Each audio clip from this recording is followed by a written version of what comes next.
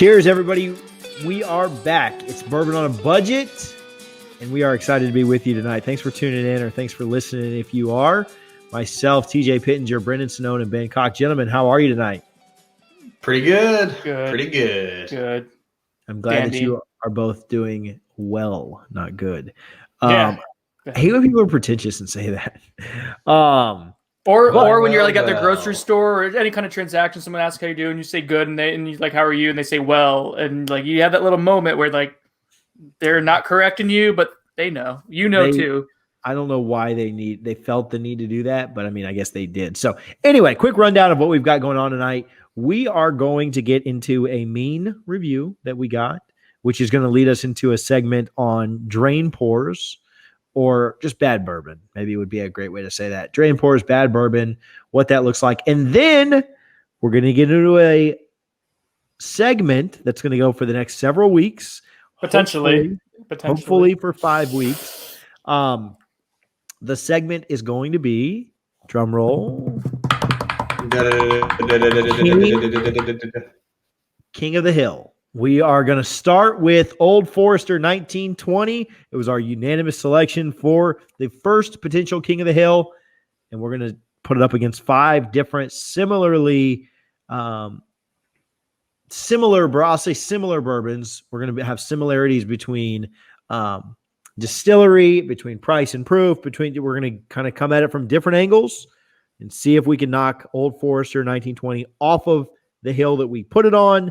And then we're going to get into some pursuits and purchases. Then we'll preview what we're going to review on Thursday. So without further ado, let's get into our drain pour segment. We had a review on YouTube when we reviewed Willet Pot Still, which I will remind you, we gave a 4 out of 10 on our composite score. How did we get to a 4 out of 10? We all gave it a 4. So the average that week was really, really easy. We got a review on YouTube that said Pot Still is awful, capital A. It's the worst bourbon at any price. All caps, any price I've ever had. I put it in multiple. So hyperbolic. I'm sorry. I put it in multiple blinds, and everyone involved completely trashes it. The fact you put it slightly under average completely makes me question everything you guys do. It's not, I mean, telling that to the guys who like sit around and drink bourbon with their buddies all night. It's nothing more than a drain pour. It's going to take a lot to regain my trust. So that was his review. Hopefully, because that has been several weeks, hopefully we have regained his trust by now with some other or see you later. Yeah, with some other reviews. Yeah, but if not, you'll be okay. Like it's really all right. I went back and re-reviewed the bourbon and came out with the same score.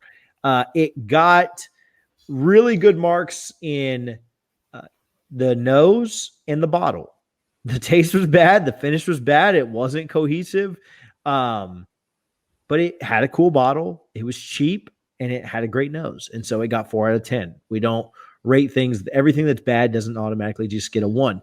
However, Brendan had the great idea of talking about bad bourbons. Ben and I have never drain poured something. Brendan has. So I want Brendan to start us off talking about what is a drain pour, what did you drain pour, and we'll start there.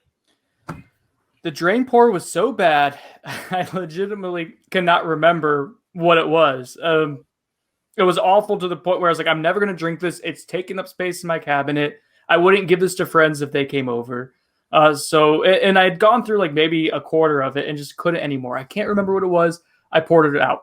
And then I had another bourbon, and I can't even find it now. Somewhere in our kitchen cabinet, it was a Heaven Hill, a really low end one, like $10. And I had heard good things about some like less expensive Heaven Hills. This one was not one of the good bang for your buck ones. I use it to marinate chicken. So that's as close as I've gotten to the drain pour, other than the other drain pour that I cannot remember.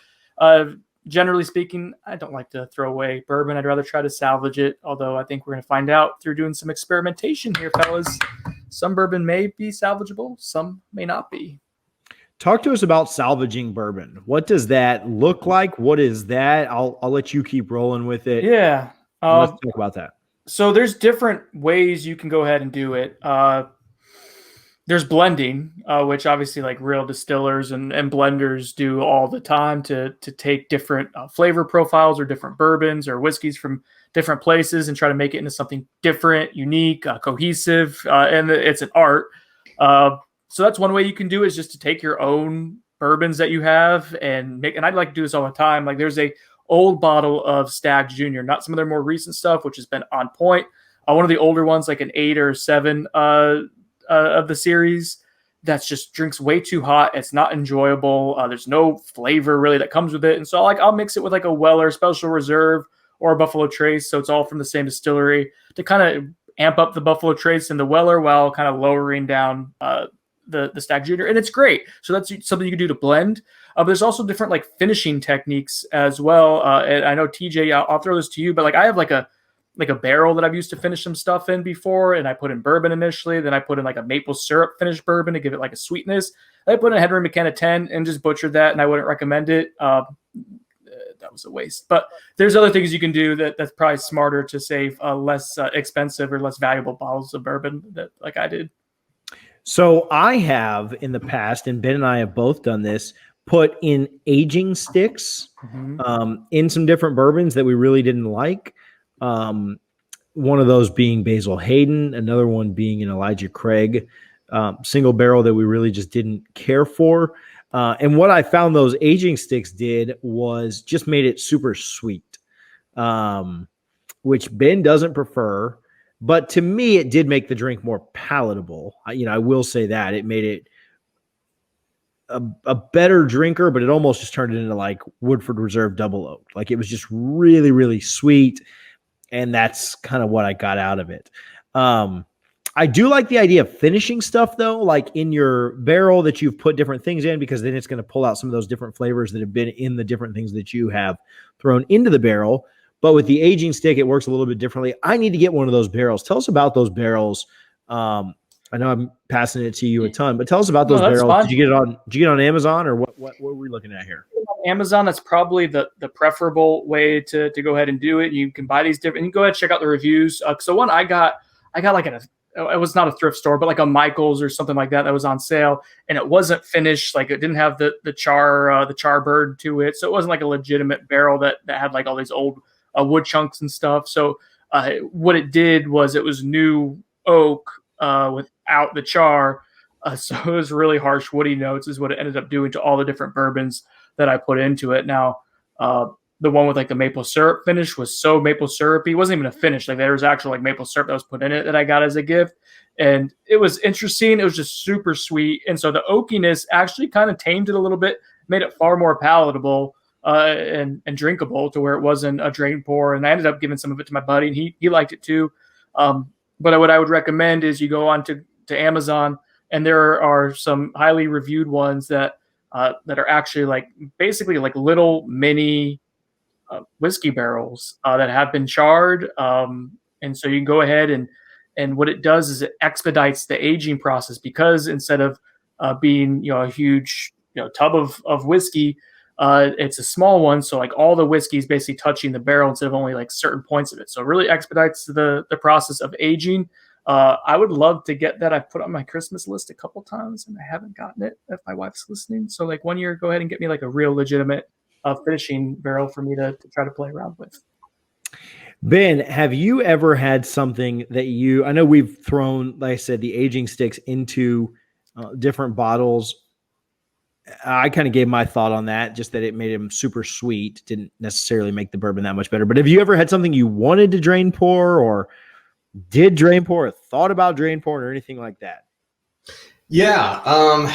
So since I've been drinking and have gotten bottles that I haven't been a fan of, I've kind of come to the conclusion that there's always going to be a bourbon for someone. And so something that I don't really prefer, someone else at some point is going to like it. So one, I'm really reluctant to drain pour anything. One, because I'm cheap. I just don't like throwing money away. But two, at some point, someone will like it, and then I'll be like, just take this bottle because this is complete garbage to me. And then the entire thing of trying to finish something else in a bottle or in a barrel that you buy from Marshall's sounds like a nightmare to me. So that'll probably never be my solution for this. That being said, I do like the idea of mixing two whiskeys to kind of make the sum greater than, or create the whole that's better than some of its parts, right? So if I know that I like one factor of one bourbon, say, for example, the complexity of double oaked is good, but the sweetness is overbearing.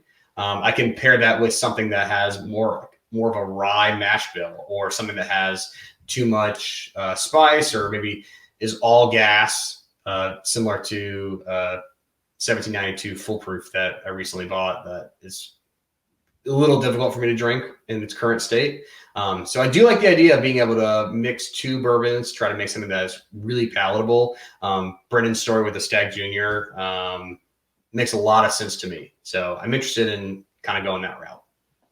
What would you like with that 1792? And I know we're just kind of like playing a game at this point of like mix without tasting anything. With that 1792 that is like all gas and super hot, what would you mix with that? Like, would you mix something that's just a little bit more boring just to bring it down? I know you're not a major Basil Hayden fan, but would that be something that like maybe that pairing kind of not like a 1-to-1 ratio, but maybe a 2-to-1 ratio or a 5-to-2 ratio, something like that. Yeah. Was that something like, or what was your immediate thought on like mixing something? So I'm also a fan of trying to stay, or at least the idea of staying within distillery. That sounds really cool to me. That's always not the case that you can do that.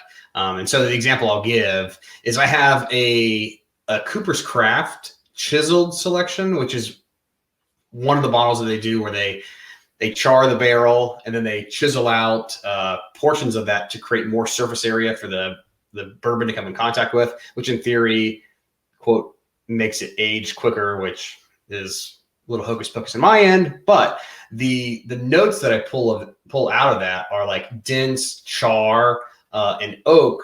And so maybe if I added a little bit of that into the 1792, that would pare down that gas a little bit in the Foolproof, and kind of make that a little more oaky, more vanilla. We'll see. Maybe I'll try a little bit of that. I think in these kind of scenarios, you'll pour yourself maybe 200 mils of each and try some different ratios, sample out before kind of committing an entire bottle to it.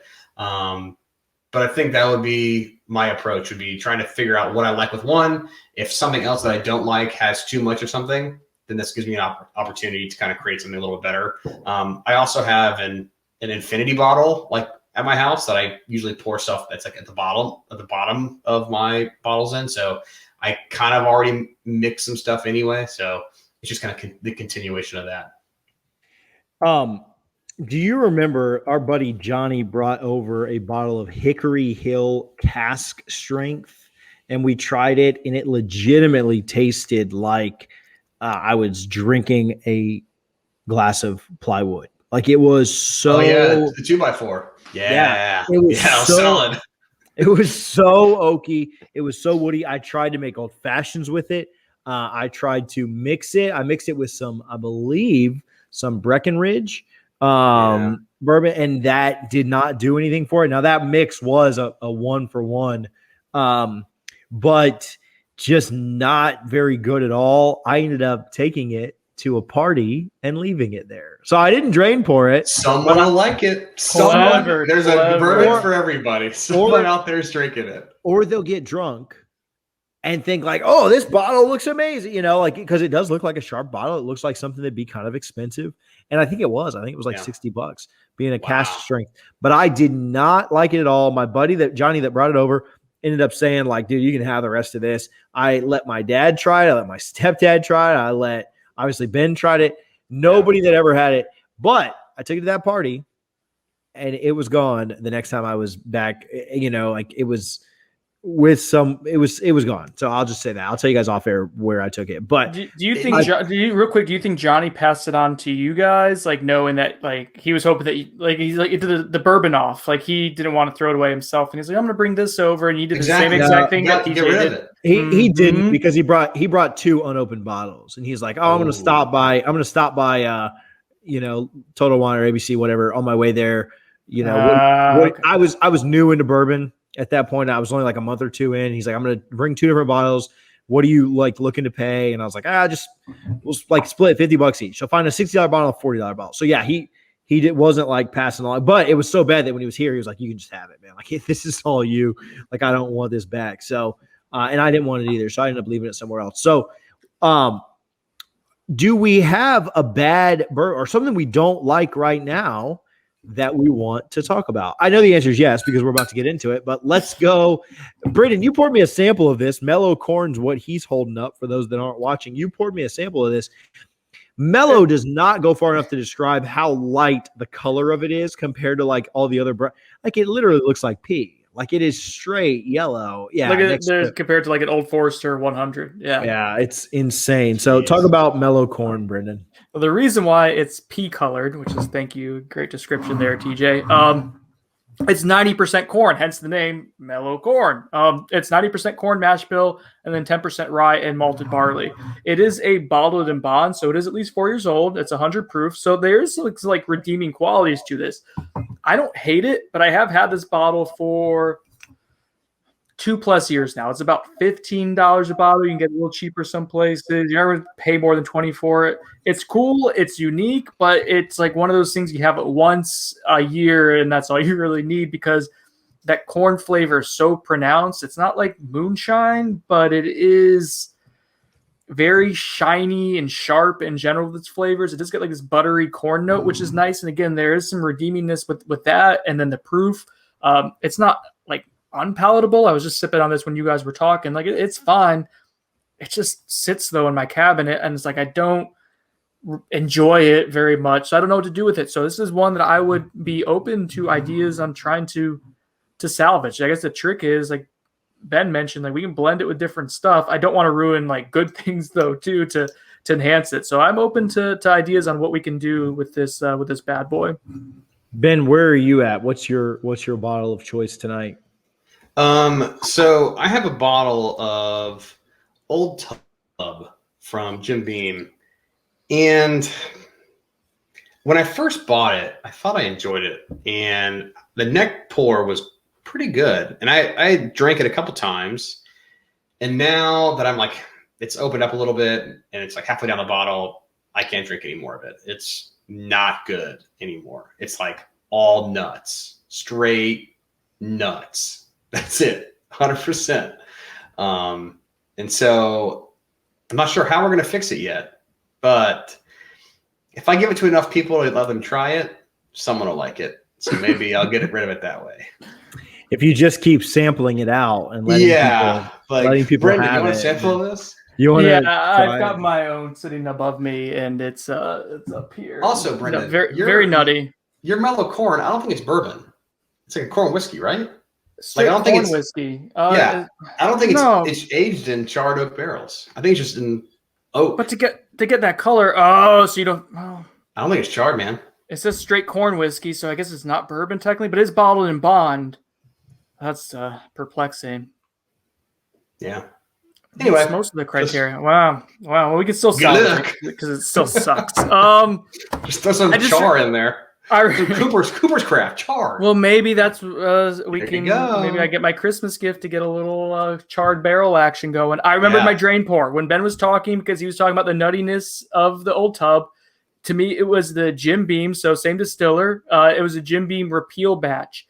It was about like $10 to $15. It got on sale at $10. And then I just remember seeing all these videos a couple of years ago, people talking about what a great bargain it is. It's like cream soda in a glass, and I got it, and I got this smooth creaminess, like the mouthfeel. The mouthfeel was decent. Yeah. But that Jim Beam nut just all over the place. It was disgusting. Jim Beam nut all in my mouth. Oh, we might have to edit that. So my bottle, let me go full screen so people can see it, is Graystown double barrel whiskey finished in port wine barrels. It doesn't even say that it's a bourbon. That So sounds interesting, though. yeah, I don't love it. I'm actually going to pour a little bit because it's been a while since I've had it. So, oh, that was the worst. That was so bad. Yeah, it's like it deserves like every bit of crap that I'm giving it right now. Somebody, while I'm talking about this, is this a bourbon? Grace, it's not labeled as bourbon, so I feel like it's not. Googling it. I feel like they would probably label it if it was. Yeah. So, located in the Russian River Valley, Gracetown is the original name of the town where our distillery resides. Aged in high char, new American oak, and finished in port wine barrels. The mild Northern California seasons allow for a slow and even extraction of flavor with notes of caramel, baking spice, and maraschino cherries. Smells great. Smells like cherries. Got a good nose. It's categorized as an American whiskey, but I'm trying to figure out what makes it not a bourbon because it's aged in new oak. Might not be 51% corn. But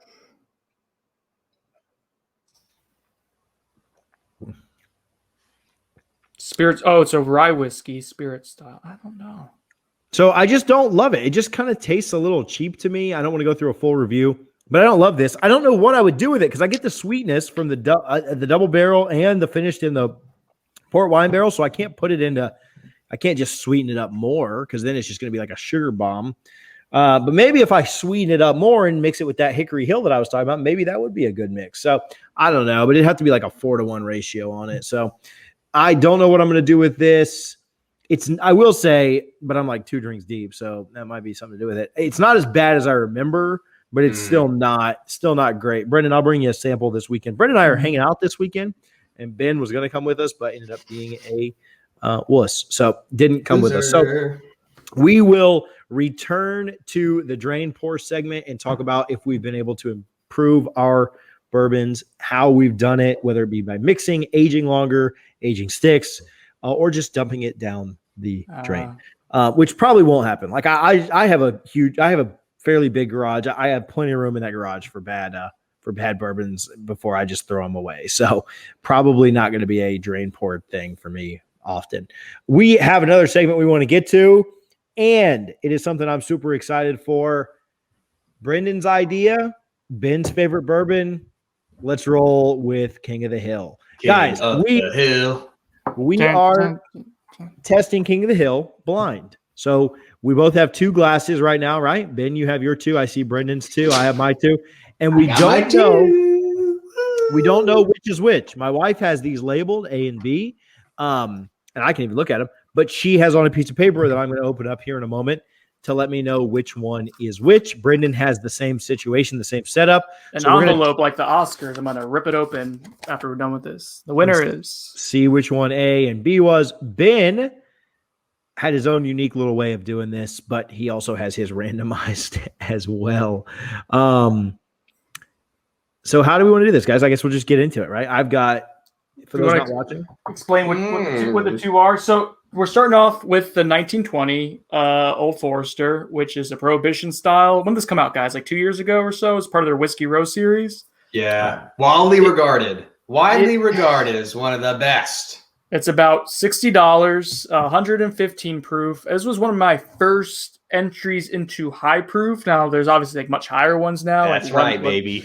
But to me, this is pretty damn close to the perfect proof where you get all that complexity and spice and all the nice alcohol oiliness, but without it scorching your tongue. I love it. It's about $60. It stays consistent at $60. You can find it pretty much anywhere. It's readily available. You can find it often. I should say that.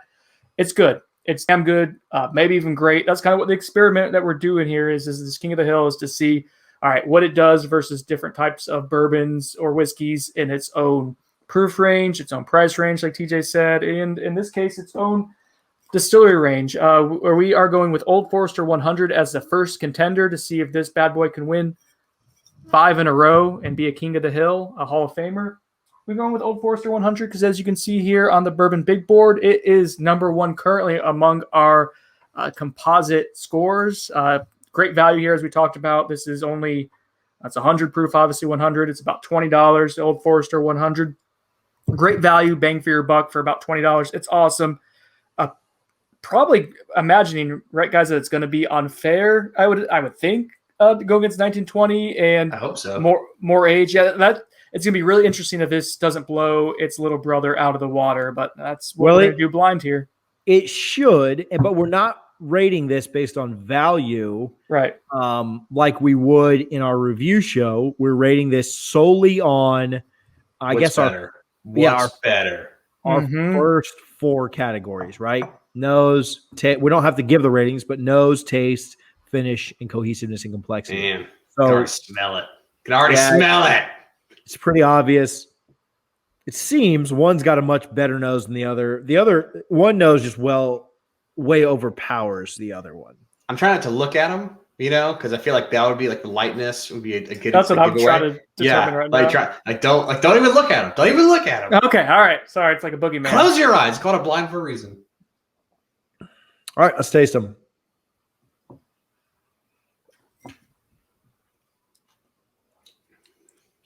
Before I even go to the second one, regardless of what it is, bravo, Old Forester. Old Forester does a good job. Great job. Wait, you could be going the wrong direction, though. You could be going the opposite way. I mean, this one's good. The one I just tasted is good.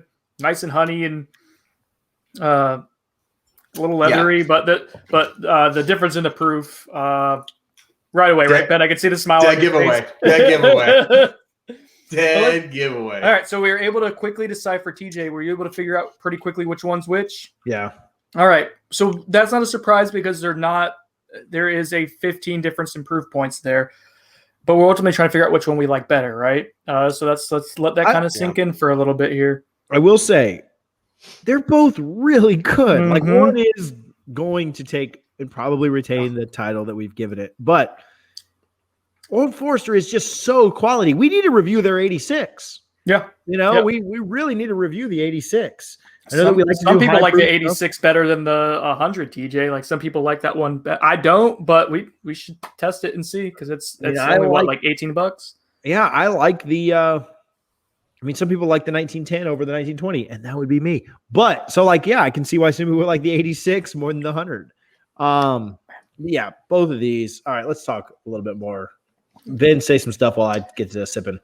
Yeah, so disclaimer for me, I have been very sick this past week, so my palate is pretty blown up, and I'm still able to figure out which one's which, right? But I know what they taste like, and they don't taste like I know how they taste like. My palate's destroyed. Oh, so it's that fried? Oh, I'm glad that we have bad. It is that bad. So one, I made a mistake. If you were looking at the glasses here, one's just a normal, neat glass. Another one's got a little bit of it's not a Glencairn, but so the nose for this one, which are now in my right hand, pretty clear as the 100, has a little bit of the curve there, and you could actually get more out of the nose, which threw me off initially. But it's not fair apples to apples in the different glasses. Then you tasted it, and the proof difference smacks you right in the face. But additionally, the 100, the fact that you can go back and forth between the two and it doesn't drop off drastically. There's a difference. Kudos to the 100. It's holding its own right now. You get a nice honeyness, a little bit of leathery and darker vibes too. But that finish on the 1920, that to me, fellas, is where the difference is. It's the finish, the way it lingers, the explosion of flavor at the end, the cherry, the tobacco notes, right? Ben, are you getting this stronger finish? That's where it's showing up for me. You have to let it linger? Okay, go ahead. Sorry, Ben. Brendan said linger, and that's the only thing I can think of with that word. So go ahead. To me, the better quality of bourbon is for me, the more dense it is with its flavor profile. It'll sit there and then you can just keep drinking and keep finding different notes. And this is definitely what that 1920 is doing. It lets me, totally get on with the heat at first, then the vanilla, then the char, and then fruit. So there's just so much to dissect. The 100 for a third of the price, it, like Brendan was saying, it definitely holds its own. Not saying it's going to win this thing by any means, but it's outrageously impressive, and there's a reason why it tops our list of best budget bourbons right now. So, What I'd really like to know, and maybe we should have done a little bit of research on this. Maybe one of you can while I'm yapping on this, but are they the same mash bill? Like, can we find that out? Are they the same recipe? Then the 100 has just been proved down?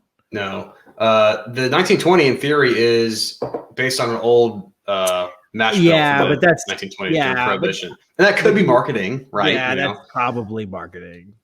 But let's look it up. Give me a second. While you guys do that, yeah, like the higher quality, just the complexity of the flavors. People have talked about this being a graham cracker in a glass. Like that's my big thing, right? Is we either got apple pie in a glass or chicken wings in a glass or chicken wings in the glass. That sounds interesting. Hey, real quick, Ben, look up the glass. Oh God, yeah. Sorry about that one earlier, guys. You may have to edit that one up. Ben, I got the 1920 up. If you want to pull up the Old Forester 100, and we can compare while we're talking about nuts in a glass and chicken wings in the glass. Same mash bill. Is it? Yeah, 72 corn, really? 18 rye, 10% malted barley. Wow. So that doesn't. They're lying to me. Yeah. Well, and so for those that don't know, the age statements on the or I'm sorry, not the age statements, the years on the different Old Forester bottles. The 1870 is their original recipe. The 1897 is their bottle and bond, because that's when the bottle and bond act was passed. The 1910 is called Old Fine Whiskey. It supposedly matches a recipe that was used back then. And then 1920 is their Prohibition style. It's their highest proof. It's what they would have said they sold for medicinal purposes. The chances that those recipes or mash bills have been unchanged at all over years and years and years seems somewhat slight to me. I think that's a pretty clever marketing tactic. Not that how dare you? Not that the juice is not fantastic in all of them, but I read a book called The Bourbon Empire, which basically said that whiskey is as much marketing as it is anything else. And so I think that's a lot of what this is. Now, all that said, it explains why the 100 stands up really, really close to the 1920. And if we were doing a value thing on this, it might beat out the 1920 because of what you can pay for it and how similar it is. But because the 1920 hasn't been proved down as far or nearly at all, I would really wonder what this comes off of or out of the barrel at. Probably not much higher than the 115 that it is. But I would like to know what it comes out of the barrel at. What I'll say is, because it's not been proofed down, the flavors and the complexity, and just like I said, that graham cracker in a glass that you get is just absolutely fantastic in the 1920. So I don't think there's a massive reveal that we need to do. These are pretty obvious which one is which, but yeah, I'm looking at B on this one. Ben, how do you have yours marked? Like, do you want to go with it? Mine was fine. It was on the bottom. Yeah, mine. Yeah. B is the one that I'll go with, and then I will unwrap the paper. And I went with B as well. Yeah, B was the 1920. It was pretty obvious that 15 points makes a big difference. This is how we are starting it out with our current champion or our current reigning big board winner. We're coming at 1920 from a different angle next time. That angle may be something that's a similar proof, a similar price point, similar style. It's going to be different than just what's highest on our bourbon board, big board. Don't know exactly. Well, we know what they are. We just don't know exactly what next week's challenger will be. But stay tuned, because we're going to come at it again from a different angle, see if we can knock 1920 off. We do know who the final challenger is, and it's going to be one that's a doozy. So if it makes it that far, we'll see. Buckle up. If it doesn't, that will be our new king of the hill. It will definitely make it that far. This thing is amazing.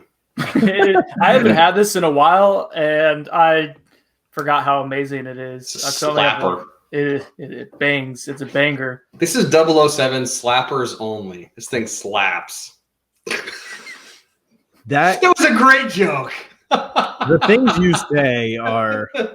Ben is drunk right now. If you didn't play 007 on N64 when you were a kid, are you kidding me? Slappers only? Oh, I didn't get that reference? No. Are you kidding me? I'm not as old as you guys, so screw you guys. That was the first violent video game I was allowed to have. Slappers. James Bond 007. GoldenEye. The GoldenEye gun. Yeah, and you Golden can shoot gun. it. Slappers Yeah, only? Okay.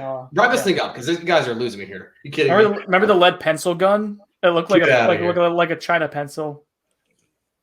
That was it for You're King of dead the to me. Hill. That was it for King of the Hill this week. Pursuits and purchases. Patent pending, registered trademark, copyright registered trademark. What did we find out there this week? Brendan, I have to think on mine, see if I even have anything. But Brendan, go ahead. I wasn't really pursuing anything, but that's how it usually begins, guys. You're not pursuing, and all of a sudden, bam, purchase. I swung by ABC real quick over the weekend. We were getting an Easter ham. This is a little dated at this point, but we were getting an Easter ham. There's an ABC right by the honey baked ham. I asked my wife, hey, can I run in here real quick? She was like, yeah, we got 5 minutes before our appointment. You have to apparently have appointments to get hams the day before Easter. So went into ABC real quick to get a stogie or two, and there was all sorts of great stuff on clearance, guys. I couldn't believe all the amazing deals. Why it was happening, I don't know, but there was about 10 different quality bourbons that I was considering getting on clearance, and I ended up getting two. The first one was Smooth Ambler's Old Scout. It is MGP juice, about 6 to 7 years old. And if you go online and try to find it, it's $40 to $50. This was on clearance, $27. I tried it. It is exquisite. It is $27 MGP juice that's aged 6 to 7 years, about almost 100 proof. It's good. And then while I was checking out, I was all like, all right, I'll just get one bottle. And then all of a sudden I look behind the counter there, and they got the minis and the 3.75s. Well, you guys got me hooked on ryes. There was Woodford Reserve rye, straight rye. It was a 3.75. That was only $12. It was almost 50% off. I got that too. Guess what? That's a slapper. I'm a rye guy now. I'm hooked. It did not take long. That's delicious. So that's what I got was, $40 to $50 for two really good, a bottle and a half of bourbon. I'm happy. It was good value weekend for me. Ben, let's hear about your pursuits and purchases from this week. Ooh, okay. So I have a friend that is visiting some family in Ohio. So I have them on the lookout for me for some Weller Antique 107. So far, unsuccessfully been able to find anything yet. But if they do, I'll be getting a bottle of Antique 107. We were also going to go to a liquor store this past Friday to pursue some allocated bourbon. We have a local store that does drops on Fridays, but I was throwing up most of Friday, so I didn't go. So I didn't purchase anything. They also moved the bourbon drop to Saturday as well. They didn't do it on Friday this week, remember? Was still feeling terrible, so I didn't go. So I don't think I purchased anything this week. I did pick up out of the ABC Vault a Weller 12 year. Ooh. Yeah, for $30. So when you get into the vault and the inevitable Buffalo Trace Antique collections and the Pappies are gone, you can always go with a solid $30 Weller 12, which flips for 6 or 7 times higher on the secondary market. For those that we flip, it's a good value is the point that I'm trying to get across to folks now. So right. I picked up a Weller 12, still have it, not going anywhere. I don't know if I'm pursuing anything. I'm in a raffle tonight. Ben and I are in a raffle for a Michter's Barrel Strength Rye and a Michter's Barrel Strength Rye Toasted. Rye Toasted. So we have a 10% shot of winning that. So we'll see if Which one did you want? If we win, I'll take the Toasted. You take the Barrel Strength. That's right, baby. So we will see how that goes. Other than that, I'm not really pursuing anything. I will be up in Tallahassee this weekend, hanging out with Brendan, and so you guys pray for us there, and hopefully we make it back to our houses and hotels. Okay. What? I paid for a. It's gonna happen. I paid for a hotel, so hopefully I do not end up on Brendan's couch. But we'll see. We'll see how Friday night goes. All right. I think that's it for pursuits and purchases. Do you guys have any shout outs or anything before we get out of here? check back for. Well, we got to preview what we're doing for the tasting this upcoming. That was going to be my shout out. My All shout out right, was going to go be ahead for it. All right, make it sure. my shout out was going to be shout out Ben for Yes. picking and providing our review this week. So tell us about it. This week we are going to be reviewing Four Roses small batch, baby. This bottle here is we found for $30. Get that off my face. Thank you. That's what she Found for $30 to $35. And anyway, tune in. So This immature. week. Jeez. Wow. Tune in with this week for the review. of Four Roses small batch, $35 bottle, and we are excited to review it with you on Thursday. For those that aren't watching, you should really check out our YouTube page because I have put up a bottle of Four Roses small batch over Ben's face while he was trying to get through that segment. So it was funny. It means nothing to you if you're just listening. So check out the YouTube page and fast forward to like 40 minutes into this episode and you can laugh at Ben like we did. All right, for real this time. Any shout outs before we get out of here? Brendan's got none. Ben? Nah. It's Ben's birthday this week. Oh, that's right. It is my birthday this week. We're not doing anything special for him because we planned a surprise party for my wife at his house and he canceled the night before. So I was sick. let's How it goes. okay. I know that excuse too. Mhm. Shocked you didn't blame your kid because that's usually the excuse I go with when I don't want to do something. Fake news. Fake news. Fake news. So anyway, shout out Ben, his birthday this week. Shout out the folks, like I said, that engage with us on social media. We really, really enjoy that. You can search everywhere, Bourbon on a Budget. Please subscribe if you are listening to this, whether it be on iTunes, Spotify, YouTube, Stitcher, SoundCloud, any of those spots. We would appreciate it. If you're on iTunes, if you could leave us a 5-star review, we would love that. If you can leave us a 4-star review, we'd also appreciate that. No lower than 4, though. Like we don't want to drag down our composite. Like go leave it on YouTube where it doesn't matter. It's like whose line is it anyway over there. Subscribe and enjoy the podcast. We enjoy hanging out with you guys on a weekly basis.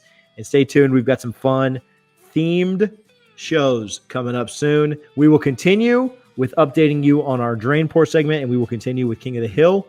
That will be a kind of fun segment that goes for hopefully the next few weeks. And for myself, TJ Pittenger, Brendan Snowden, and Ben Cock, we appreciate hanging out with you guys. Cheers. Cheers.